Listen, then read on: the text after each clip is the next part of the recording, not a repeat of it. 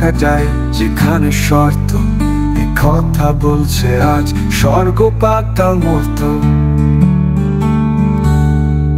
আসুন সৌন্দর্যের গল্প শুনি, স্বাস্থ্যের নীতি কথা মানি, সমাজ মাধ্যম থেকে সেসব জানি।